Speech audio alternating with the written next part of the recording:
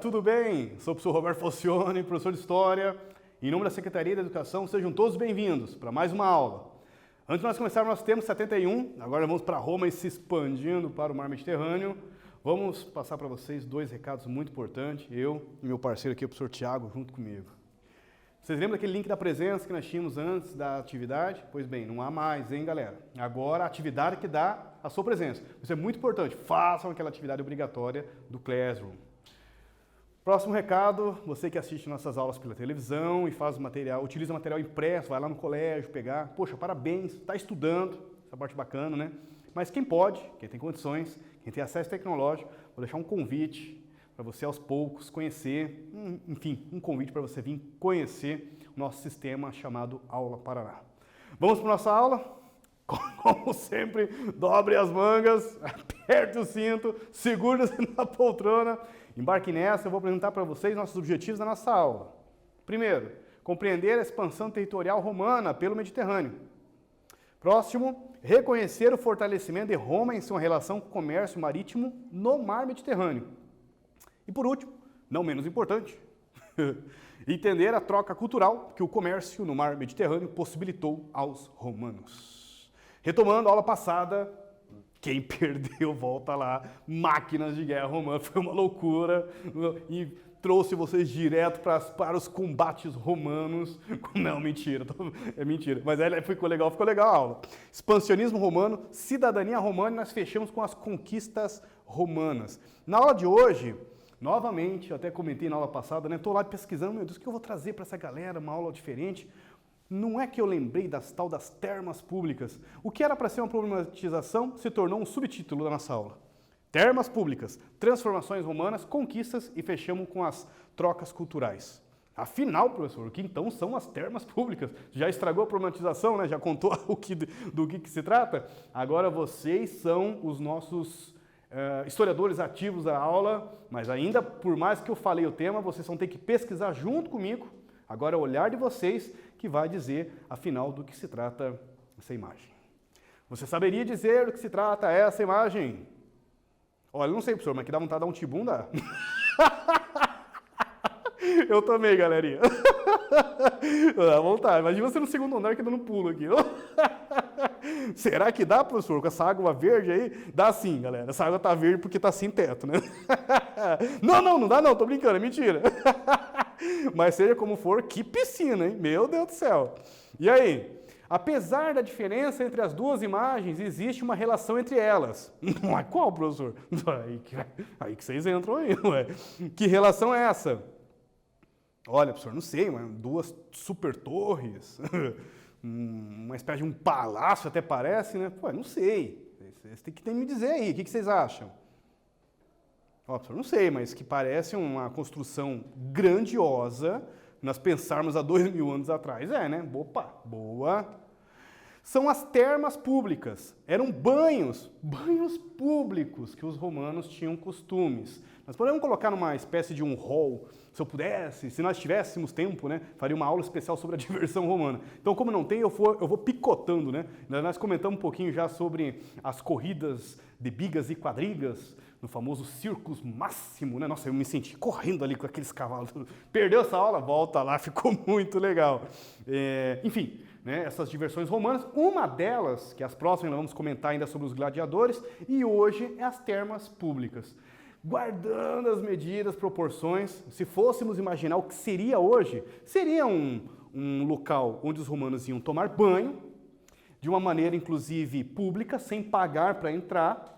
Apesar de ser pública, e é isso que nosso slide está comentando, havia uma divisão até de distinção social entre ricos, patrícios, que tinham condições de estar durante o dia, porque tem escravizados para trabalhar, enfim, tem condições para estar durante o dia, e no final do dia apareciam os plebeus, como diz o outro, tomar um belo de um banho no final do dia, comer uma uvinha ali, tomar um vinho.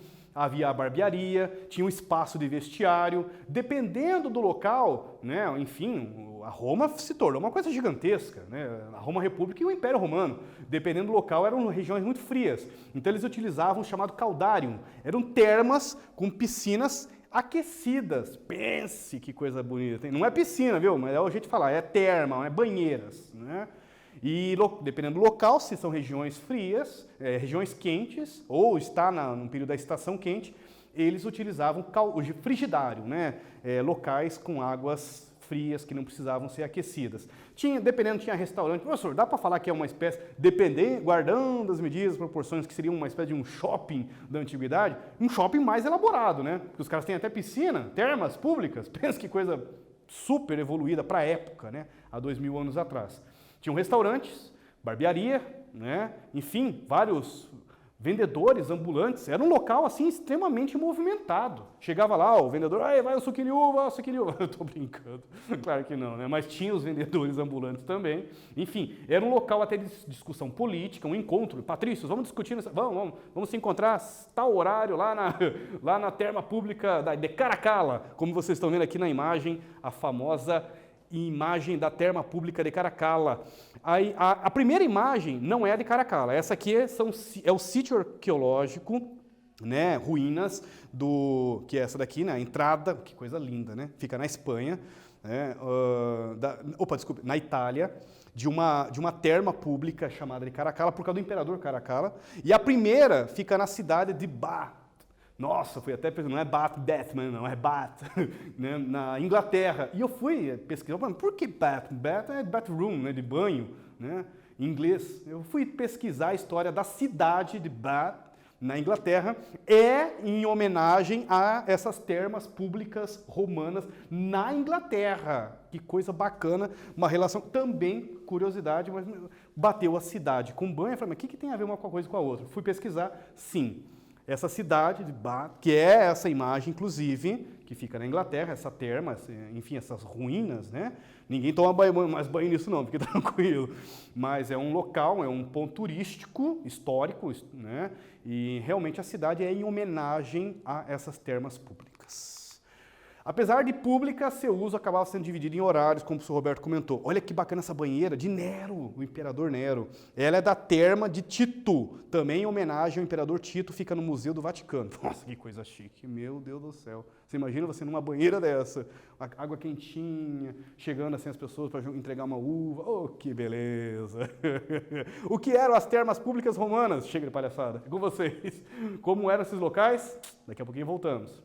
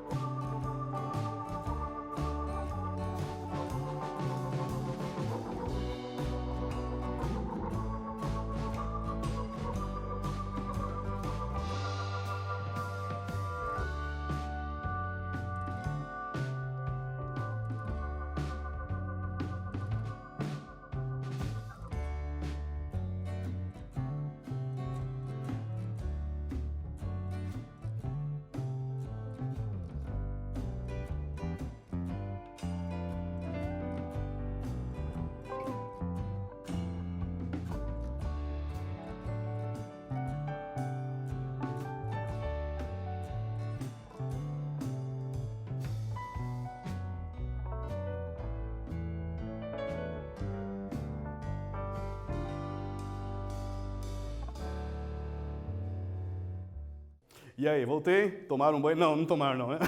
Nas termas públicas. Mas que dá vontade de imaginar, né? Aquele local, que coisa linda, né? Vamos responder junto? As termas públicas eram espaços de banhos para os romanos. Havia várias repartições, como vestiário, barbearia, alguns até restaurantes. Eram extremamente locais, assim, muito movimentados. Havia até vendedores ambulantes, que o professor Roberto comentou.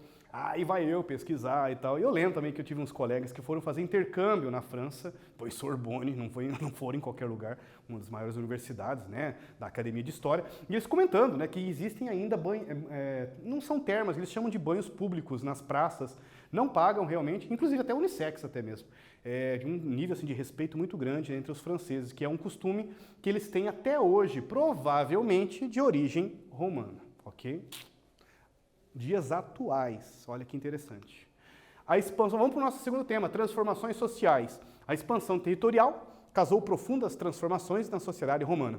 As regiões conquistadas foram divididas em províncias. Vamos lá, professor, o que é uma província? Então, vamos colocar que o termo província pode ser uma ideia de uma terra conquistada estrangeira que não faz parte do seu território. Então, os romanos tinham a Itália como território deles, o que se expandia acima disso, eles consideram como uma província. Então, tinha a província de Jerusalém. Com o tempo, né, depois de Otávio Augusto, quando eles dominaram o Egito, a província do Egito. Estou dando um exemplo, né? Província da região do norte. A província da Gália. Então, eles dividiam em províncias e daí, dentro dessas províncias, tinha uma espécie de governadores que faziam, né, a administração pública, né, dentro, junto com a República, se for o período republicano, com o Senado, né, que vocês viram, os cônsules e tudo mais. Se for um período imperial, o imperador, né, fazendo a administração principal, a centralização no poder do imperador, com essas províncias, né, que tinham, sim, os seus governadores e as cidades, inclusive prefeitos. Inclusive, com Otávio Augusto, a cidade de Roma chegou a ter o primeiro prefeito da cidade. Ele se organizou, fez uma repartição, uma modernização política, assim, bem bacana. Vamos lá, essas regiões são divididas em províncias e eles têm que pagar tributos ao governo romano. E aí, professor? E aí que essas conquistas também aumentam o número de proprietários. Parte dos plebeus acabou se enriquecendo com o comércio com essas regiões, com a cobrança de impostos em nome do governo e com a posse de novas terras. A expansão territorial não beneficiou a todos os romanos. Teve um número de plebeus que se beneficiou com o comércio, eles vão trabalhar com o comércio nessas regiões, aumenta o desenvolvimento de produtos e tudo mais, como teve alguns plebeus que se prejudicaram com essa expansão territorial. Por quê? Porque eles eram pequenos proprietários, eles estavam antes de 111 a.C., aquela reforma do general Mário, lembram? Que houve a profissionalização do exército? Pois bem, antes desse período, eram o quê? Eles eram obrigados a compor as fileiras da infantaria do exército romano, eram pequenos proprietários. Quando eles serviam de forma obrigatória o exército, deixavam a sua terrinha, às vezes uma família pequena, não tem quem vai cultivar, quem vai cuidar das plantações e tudo mais, acabava-se a terra parada, se endividavam. Quando voltavam do exército, não importa se a campanha foi bem sucedida ou não foi, se só protegeu a fronteira ou não importa o resultado, né, do exército, daquele momento, da campanha, eles voltavam para sua terrinha, não tinham condições de se manter, acabavam vendendo suas terras. Vendendo as suas terras, acabou que a região das propriedades rurais foi se monopolizando para grandes proprietários que compravam essas pequenas terras dos plebeus. E esses plebeus que vendiam suas terras iam engrossando a grande camada de plebeus urbana, principalmente de Roma, que eu até comentei na aula retrasada, que Roma, no auge ali do Império, ou no período otaviano, de Otávio, né, de Otávio Augusto, tinha quase que 1 milhão de pessoas só em Roma. Tem ideia o que é isso há 2.000 anos atrás? Ah, professor, Curitiba passa esse número, né, a capital do Paraná. Tá, mas hoje, 2020, e aí? E antes? Já imaginou saneamento, alimentação? Tem trabalho para todo mundo? Criminalidade? Como é que fica? 1 milhão de pessoas dividindo o mesmo espaço? Não, meu amigo. E aí, quando eram obrigados a participar das campanhas, deixavam suas terras abandonadas e a produção diminuía. Ao voltar das campanhas, muitos se viam empobrecidos por conta das grandes dívidas familiares. Para sobreviver, vendiam suas terras e iam para as cidades, como o professor Roberto explicou. Aumenta a miséria e, em boa parte, quem se encontrava mantinha certa instabilidade social que resultou nas revoltas que vocês viram nas aulas anteriores dos plebeus. Copie seu caderno e responda sobre a expansão territorial, gerou oportunidade comercial, mas também prejudica. Explique para nós essa parte aí, daqui a pouquinho nós voltamos.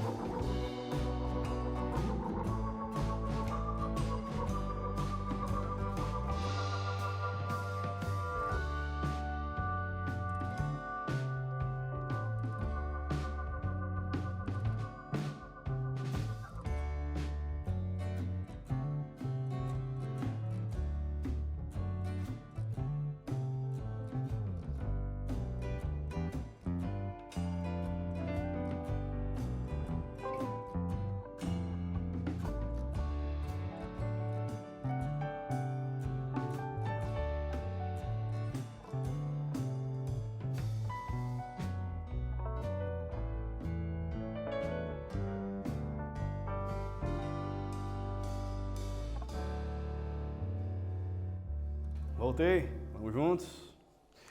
Falei que um grupo de plebeus se enriqueceram com o comércio, mas também teve um grupo de plebeus que eram pequenos proprietários rurais e eles vão se prejudicar porque eles eram obrigados, né, a participar das campanhas militares, suas terras ficavam sem produtividade, resultado, né, quando voltavam, estavam endividados.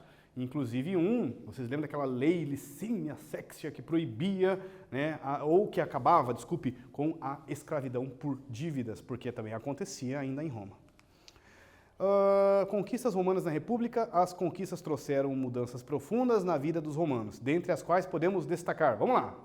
Primeiro, com essas grandes conquistas, né, romanas, acontece um enriquecimento do Estado, através dos impostos, terras, pilhadas, joias, ouros, pratas que eles vão roubar dessas regiões. B, fortalecimento de um novo grupo social, dos cavaleiros, homens enriquecidos com o comércio, com a cobrança de impostos, é o famoso cobrador de impostos romanos, né? Nas áreas conquistadas e com o serviço prestado ao governo de Roma. C, grande aumento no número de escravizados, né? Prisioneiros de guerra. Isso é muito interessante, eu vou até já pontuar essa questão. Com as conquistas romanas, vai aumentando o número de escravizados, a chegar a um ponto que a principal mão de obra, né, tanto no campo, tanto na cidade, são de escravizados. É o que, inclusive, responde um dos fatores que vai desencadear uma crise no Império Romano a partir do século III. A gente fala que a própria ganância de Roma é o que matou Roma. O que é essa frase, professor? É bem comentada assim nos círculos de história.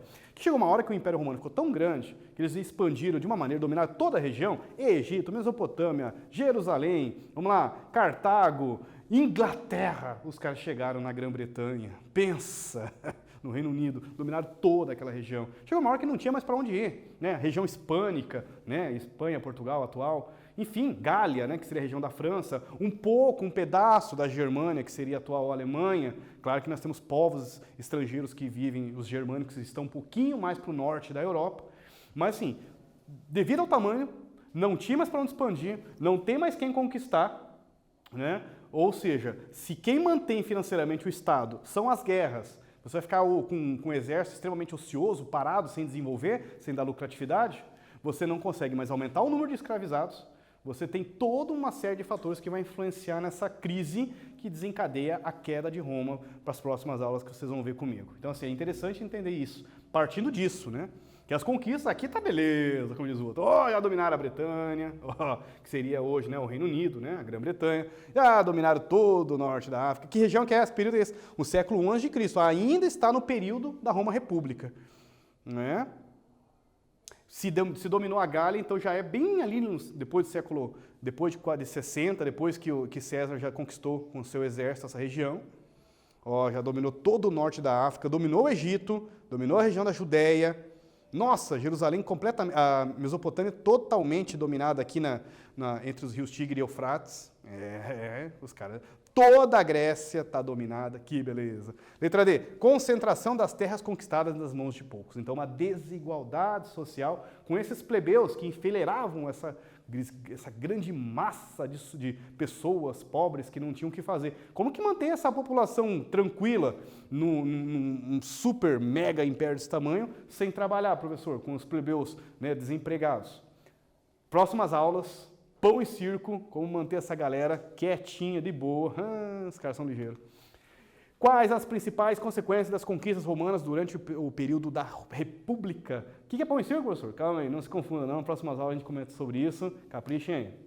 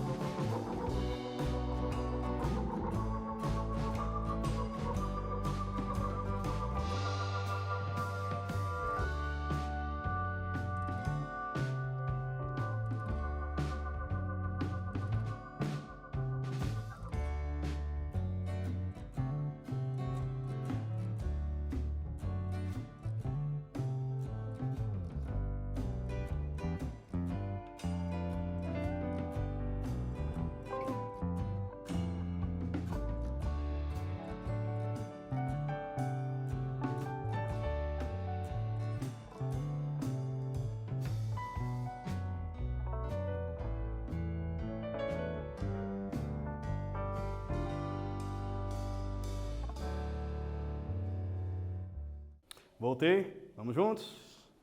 Podem ser destacados enriquecimento do Estado romano, fortalecimento de um novo grupo, os cavaleiros, grande aumento do número de escravizados e a concentração de terra nas mãos de poucos. Há uma troca cultural muito grande, vamos para o nosso último tema, quando os romanos conquistaram os gregos no século II, encontraram uma civilização que acharam grandiosa. Só que aí que vem uma parte interessante que o professor Pedro Paulo Funari comenta. Os gregos não assimilaram o latim e colocaram assim como a cultura, tudo. Acho que na aula até passada nós comentamos, né, que várias regiões eram obrigatório, inclusive, que eles tinham que falar tinham que ter os usos e costumes dos romanos, tinham que aprender a língua latina dos romanos. Na Grécia, não. Pelo contrário, né? Os romanos passaram a estudar a língua e a literatura grega, a conhecer a filosofia. Lembra da aula de filosofia que vocês tiveram com o professor Cleverton? Então, com o professor Roberto também, né? A importar obras de artes e professores gregos para ensinar o grego para os romanos. Os romanos de posse passaram a conhecer o grego até melhor que o próprio latim. Os gregos, mesmo conquistados pelos romanos, não se preocuparam em aprender o latim e nem a cultura de seus dominadores. Ainda ficava aquela coisa cosmopolita. Não, nós somos gregos, nós estamos ainda no modelo de cultura, de desenvolvimento, de civilização. Eles que venham aqui aprendam o nosso, mesmo sendo dominados, né, os gregos também. Né? E aí, os romanos passaram a usar o grego em tudo que se publicava no mundo de fala grega. Aqui uma imagem. O Saque de Corinto. É uma pintura de Thomas Ello, em 1872, que mostra, né, um combate ou a invasão romana ao cerco de Corinto, quando eles dominaram a cidade de Corinto. Como ocorreu a influência grega no mundo romano? É com vocês. Daqui a pouquinho nós voltamos.